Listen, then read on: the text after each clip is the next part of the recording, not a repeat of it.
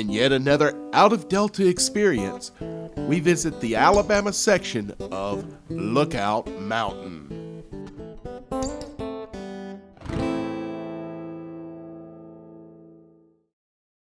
Lookout Mountain in Chattanooga is one of the most popular tourist destinations in the eastern United States, with such famous destinations as Rock City, Ruby Falls, and the Chickamauga and Chattanooga National Military Park. It is a place rich in Native American lore as well as colonial and Civil War history. But this precipice above the city of Chattanooga is literally and figuratively just the tip of the mountain. This region stretches 90 plus miles from Chattanooga south to Gadsden, Alabama, with only 3 miles actually being in the state of Tennessee. Roughly 35 miles lies in Georgia, with the remaining 52 miles falling in Alabama. Lookout Mountain is in one of the most biologically diverse and critically imperiled ecoregions in the world. As much as I love the beaches of Gulf Shores and Orange Beach and all of the majesty that is the Mobile-Tensaw Delta, Lookout Mountain is probably my favorite part of the entire state of Alabama. So we're going to begin today's episode on the northernmost point of the trip at DeSoto Falls. We're going to head down to Little River Canyon, and finally we'll stop off in Gadsden to take a look at Noccalula Falls. We began our trip at DeSoto State Park, where we hung our hammocks for the night. DeSoto State Park features improved and primitive campgrounds with campsites located in a wooded mountainous setting. Backpacking campsites are also an option as well. DeSoto State Park's improved campground has a total of 94 full hookup sites with 2 comfort stations centrally located to have restrooms, showers, and coin-operated laundry. Each site can accommodate any size of large camping units. Tents are welcome in the back-end sites. Picnic tables and grills are located in each.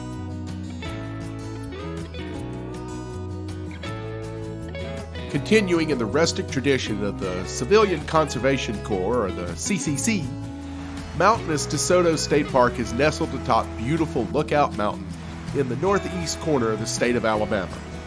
Accented by many rushing waterfalls and fragrant wildflowers that will simply take your breath away. Developed in the late 1930s, the hard-working and dedicated men of the CCC made many natural enhancements to the park that have withstood the test of time and will last for future generations. Every time I visit DeSoto Falls, I look up at these houses here and I can't help but think, how incredible would it be to have this as your backyard?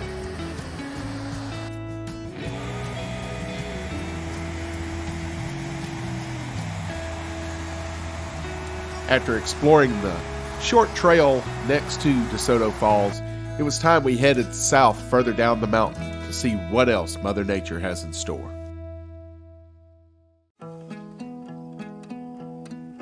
We parked at the JSU Little River Canyon Center. For more information on Little River Canyon National Preserve, or to view a movie about the Canyon Center and National Preserve, visit the Little River Canyon Center, which is owned and operated by Jacksonville State University. The front desk is staffed by National Park Service staff, volunteers, and Jacksonville State University staff. A short hike soon brought us to the Highway 35 bridge that spans the Little River. Below the bridge is a wonderful park with trails and boardwalks that allow you to experience Little River Falls from virtually any angle. The falls are stunning, and you can feel the power of this 45-foot waterfall.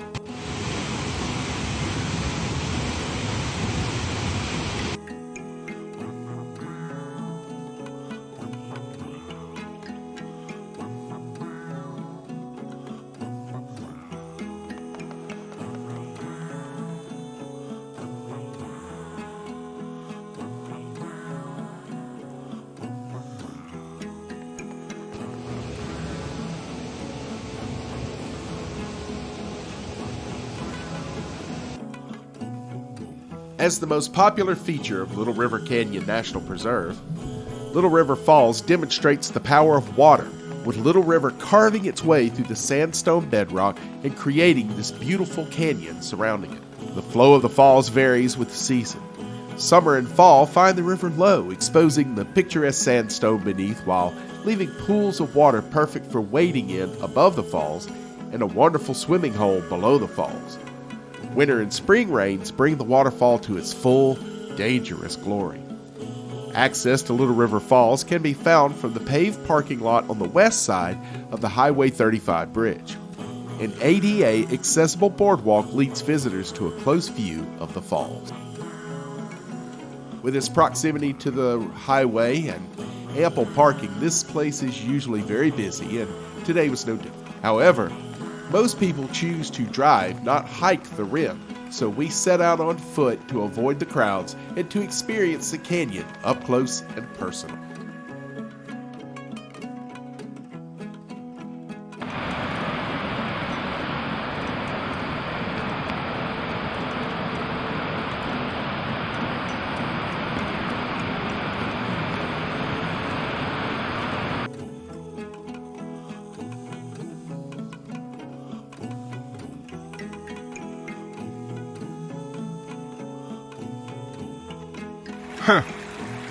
So that's why they called it a little river.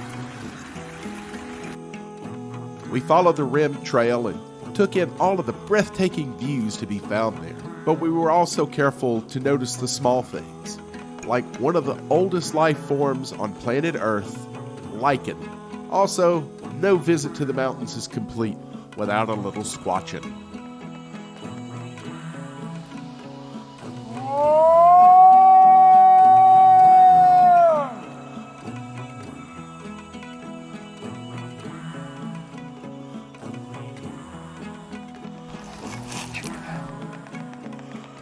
Every trip to the canyon always brings something new and wondrous to observe. But at some point, I always find myself teetering on this parapet, contemplating the universe. And with that done, it's time to head south to Gadsden and visit Noccalula Falls.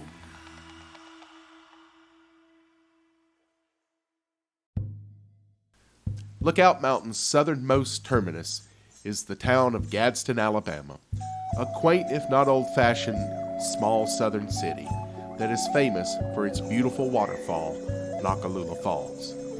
Here's the story of that waterfall.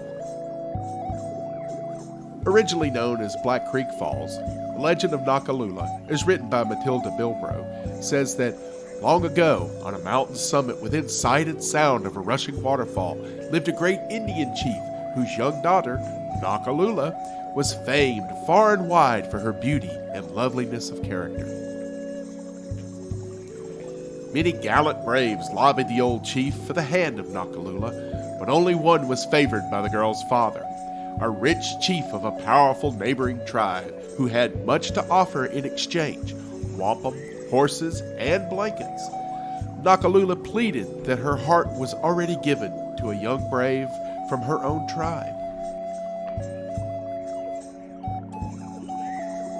This young warrior, though noted for his skill and valor, possessed little in worldly goods. The old chief refused to listen and ordered his daughter to make ready for the marriage he had arranged. What was a maiden's silly fancy compared to many horses, much wampum, and union with another strong tribe? The girl's lover was driven from the tribe, and a marriage arrangement was made with the neighboring chief. The wedding day came, and a great feast was prepared. In silence, Noccalula allowed herself to be arrayed in festive wedding robes.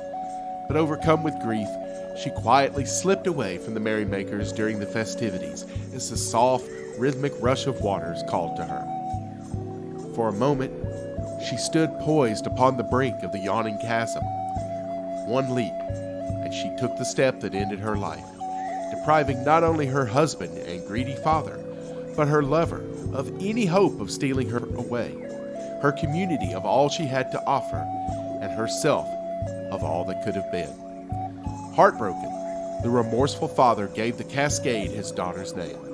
Since that day, the waterfall has been called Noccalula. Stories like this are common throughout most of the United States of America, and with few exceptions, they are all complete rubbish. This is a very European story, and likely was a story told back in the old world and reconfigured to fit the new.